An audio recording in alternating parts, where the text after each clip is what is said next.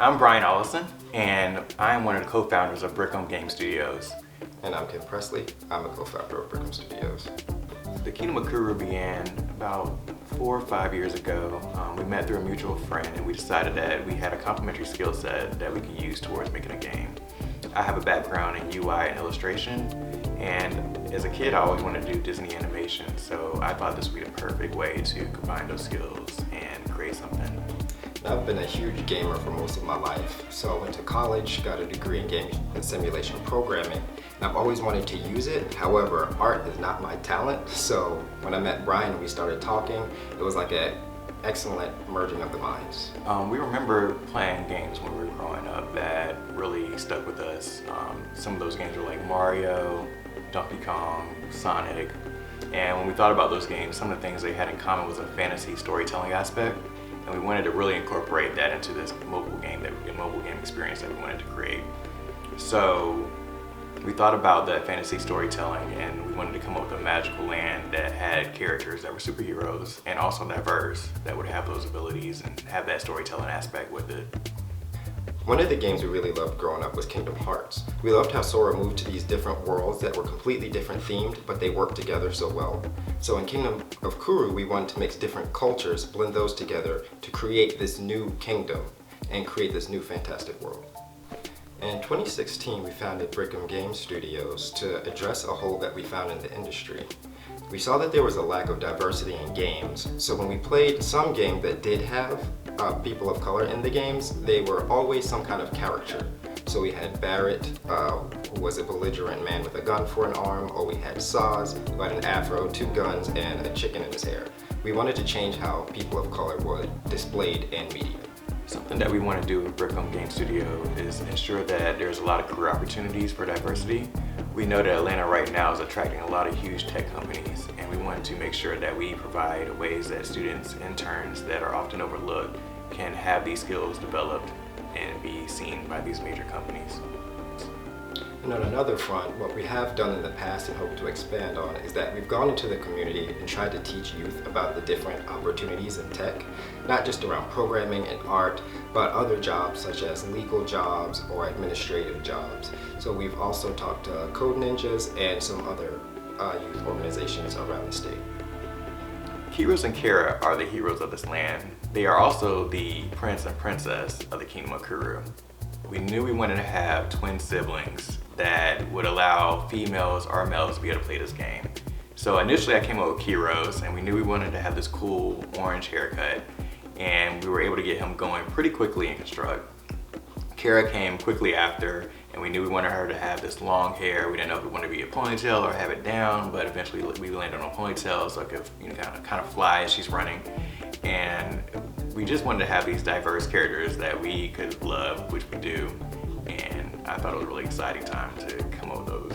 We really wanted this game to start kids because we wanted to give little children that are people of color characters that they can look up to. We didn't really have this when we grew up, so we wanted to offer that and make that be our contribution. Moti is an interesting character. He's had an interesting journey to his development, character development. He started out with the name Tao Swan, and when we were going around testing them at conferences, none of the kids could say that name. So we eventually lowered it to Moti, or shortened it to Moti, and we found that was a lot easier for everyone to say. He also was originally their adoptive father, but we changed that into their uncle. So now Moti is their uncle, and we wanted him to be training the kids for this great race that they're about to be on. Limp is one of our newer characters. He was developed by our concept artist Aaron, and we love his design. Originally he started out with his name as Jimmy, and everyone on the team gave me a hard time about calling him Jimmy, so we decided to change his name to Them, which is a lot easier and shorter and sounds more exotic and fits in this realm of Kingdom of Kuru. The team felt that Jimmy just didn't fit in the Kingdom of Kuru, so I gave in and we changed his name to Them, and we think he's pretty fun character. We want to show his personality a little bit more, and we'll do that as the game goes on, as it develops, but he should have an interesting story as well. We went through many phases of the game story. We worked with our writer Garnell, and he was a great asset to make sure we had the story come together in a good way that made sense. there was a lot of loose ends that we had prior to this that didn't really fit. We wanted the kids to be royalty, and then we wanted them to have this relationship with Moti that we didn't know how that relationship would work. And we were able to tie that all in together. So the story starts off, we're showing a shot of the Kingdom of Kuru, and you're zooming in from that, and you see the villagers working, and they're setting up for this great race. As you zoom in, you see that their villagers are talking to each other, they're having a good time, and suddenly they're attacked by these creatures. The creatures come in, and villagers run off, and they drop the Grand Lumen, which is what we call the Grand Crystal that was going to be the final prize at the end of the races. And they drop the prize, the creatures take that prize, and they disappear. Now the villagers are all distraught. Themp was able to go and find Moti, Kara, and Kiros and tell them what happened in the village. They were off in a little place that was a little bit more distant, and they are able to say they're going to rally together and go find this Grand Lumen. So with adventure mode, we decided to come up with 3 lands. They are called Dangerwood Dash, Snogar Cliffs, and Creepy Hollow. And each land has their own specific set of monsters that you have to defeat. As you defeat each boss on each island, you'll get another ability. So you start off with just the shield, which is given to you by Themp, and then you'll gain the fireball, and then after that you gain the ice ability. So as you're going through these lands, you're collecting more power, and it's really awesome. So we're excited about it. So each land has its own theme, as Brian said, and each one has its own boss. So in the first land, you'll encounter the Orc King. He'll run around with his power of fire, which makes him rampage.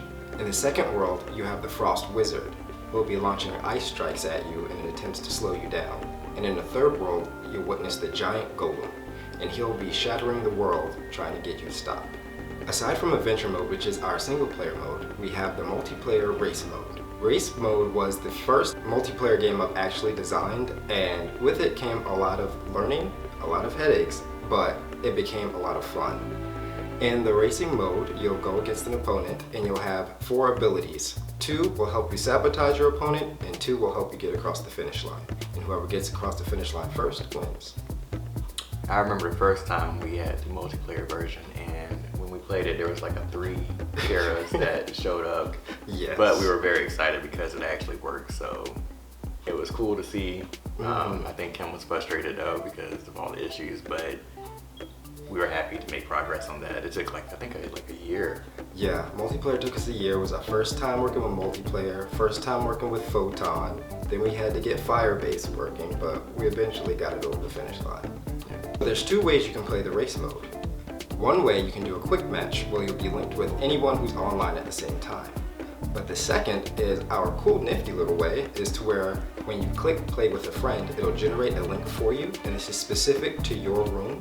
So when your friend who accepts a text message clicks the link, they'll be brought directly into the game, into your room, and then you can play from there. So one cool thing that we decided to do with Kingdom of Kuru that wasn't originally included was the idea of stickers. We want to be able to have it so that when you text message your friends, you can use these stickers to do funny emojis and also fun little ways of speaking to your friends. Yeah, it's loads of fun, and some of them you can even put together a whole scene. Since we're in Atlanta, music was really dear to us to have in the game, so we wanted some custom pieces. So first we spoke to Shannon Oley, who was a friend of the family, and he developed our main theme. A pleasure to work with. And then we needed more of an action theme for when things were really going on the screen, and that's when we contacted Jarius. And then we wanted a story theme just to tie the pieces together, and we contacted Darius.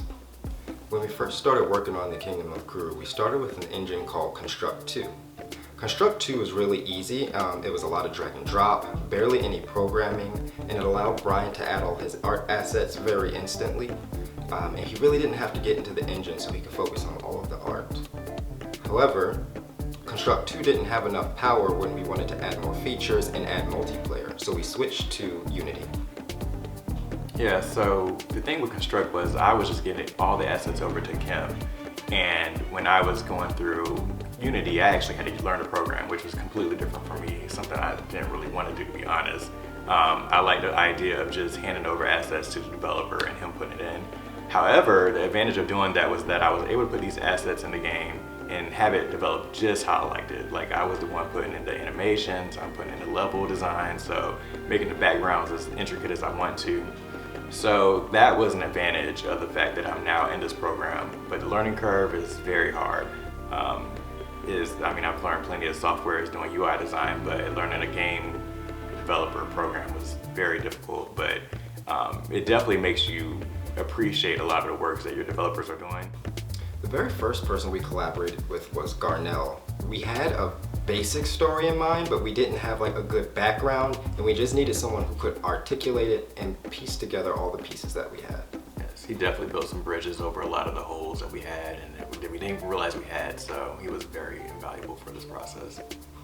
Then as we started level development and animation, we needed someone who knew more tools because we were new to the game, especially with Unity.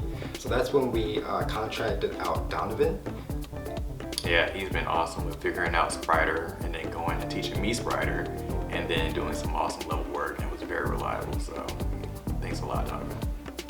And then as we had more complexity to the game, because of course scope creep happens, we hired 2 more people, and they were actually close friends of ours. So for one, we had Alexei, who helped with programming and development, fixing a lot of the bugs and helping me conceptualize some of the programming.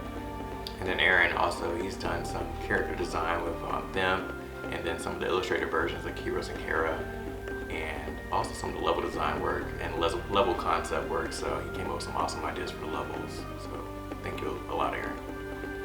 And then, as we started to come into a close, we needed some help with getting our name out there and also learning how that process actually works.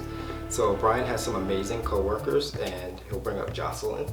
Yes, Jocelyn was amazing. She's come in and she's helped us come up with the calendar and when we should post and how we should post, and then emailing using our marketing tool, which we use MailChimp. So she's been great at getting us to use all the different value props for those programs and stuff like that. Then we of course have TJ, who is our filmographer. He's also done our photos and a lot of our visual work. Yes, he's been great. We've used his pictures to submit articles, and we've gotten tons of good reception to those. So thanks a lot, TJ.